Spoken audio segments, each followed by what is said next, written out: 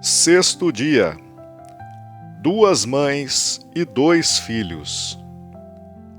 Também a tua parente Isabel concebeu um filho na velhice e já está no 6º mês. Ela, a quem chamavam estéril, porque nada é impossível a Deus. Evangelho de São Lucas, capítulo 1, versículo 36. Assim tinha dito o anjo Gabriel a Maria, anunciando-lhe que o seu filho nasceria por obra do Espírito Santo, quer dizer, de um modo absolutamente miraculoso. Aquele que havia tornado fecundo o ventre estéril e velho de Isabel tinha todo o poder de fecundar o ventre jovem de Maria, conservando-a virgem. A senhora não tinha pedido nenhum sinal, nenhuma prova. Então, por que foi que o anjo lhe deu um sinal, e que sinal foi esse? Parece-nos fácil compreendê-lo. Em primeiro lugar, queria garantir a Maria que nela haveria de acontecer algo totalmente miraculoso, de que nunca mais surgiria nenhum exemplo.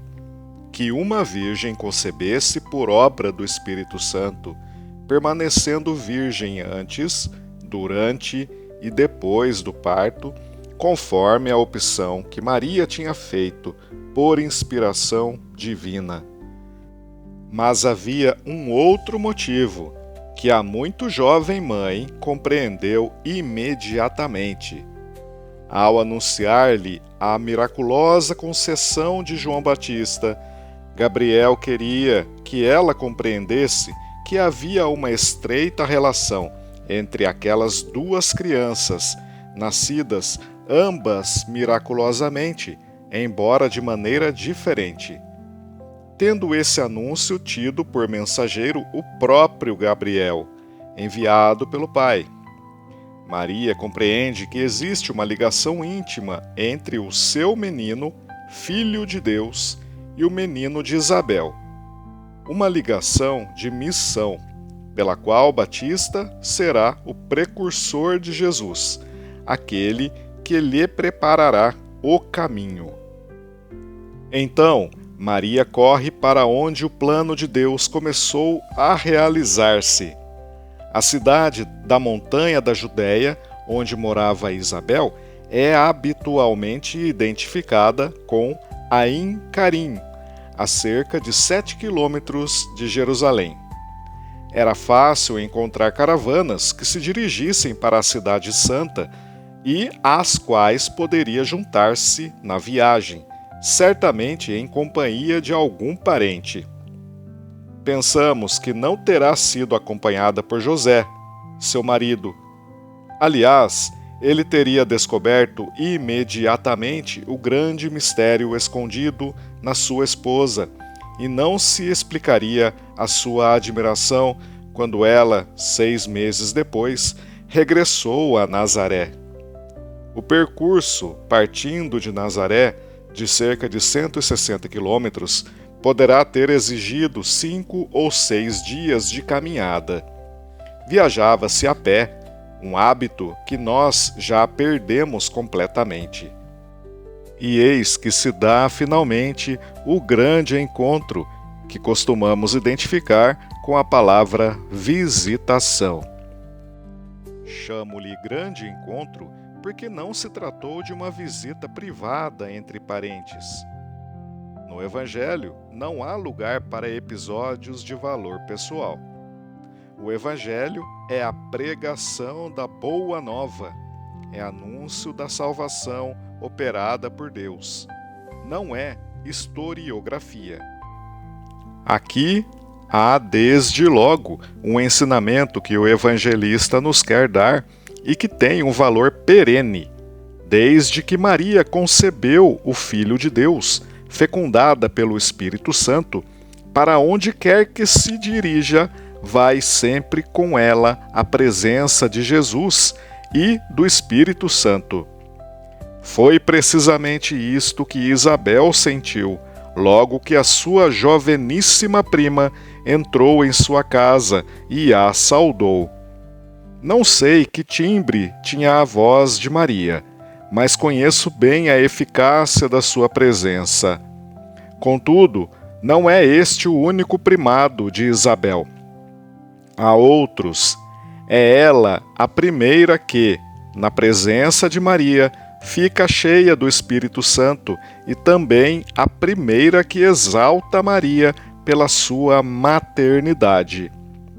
Bendita és tu entre as mulheres, e bendito o fruto do teu ventre.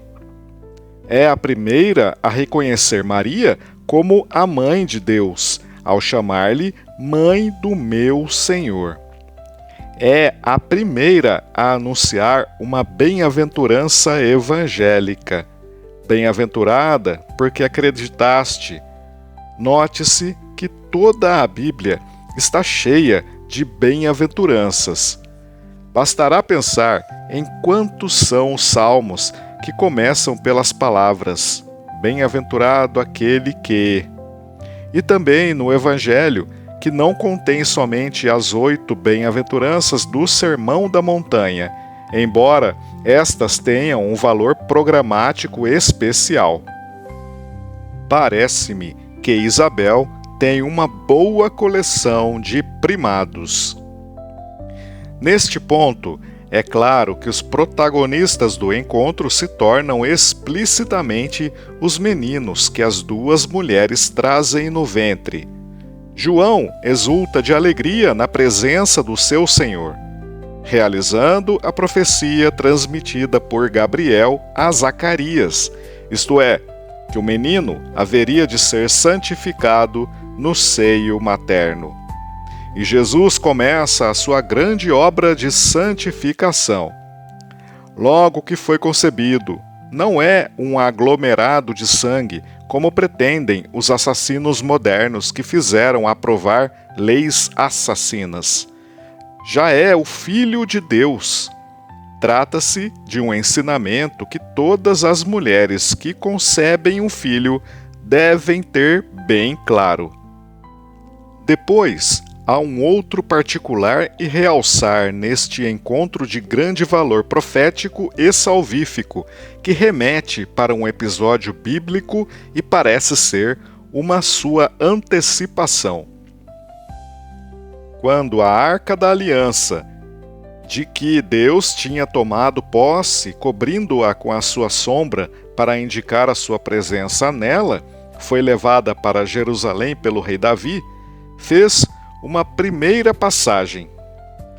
O rei teve um momento de hesitação e de terror, por causa da santidade da arca, quando Uzá morreu inesperadamente, só por ter ousado tocar nela. Então, Davi mandou que ela ficasse na casa de Obed-Edom durante 3 meses, o mesmo período que Maria passou junto da sua prima. Depois, quando se decidiu que ela fosse transportada definitivamente para Jerusalém, sentiu toda a sua indignidade e exclamou: Como entrará a arca do Senhor em minha casa? 2 Samuel 6, versículo 9. Todo esse episódio foi um sinal profético. A verdadeira arca da aliança é Maria, a quem o anjo disse: O Espírito Santo virá sobre ti, e a força do Altíssimo estenderá sobre ti a sua sombra. Isabel também, ela, repleta da presença divina, repete quase as palavras humildes de Davi. E donde me é dado que venha ter comigo a mãe do meu Senhor? É realmente estupenda esta realização do plano de Deus, que, a partir das antecipações veladas do Antigo Testamento, encontra as suas concretizações no Novo. A visitação relata-nos um dos episódios mais jubilosos da vida de Maria, que não são muitos: a exultação de Isabel e a exultação de João Batista dizem-nos claramente a alegria gerada pela presença de Maria. Onde quer que vá, onde quer que obtenha acolhimento. porque com ela está sempre não só a presença de Jesus, que dá a graça da salvação, mas também a presença do Espírito Santo, que ilumina, que faz compreender os grandes mistérios de Deus.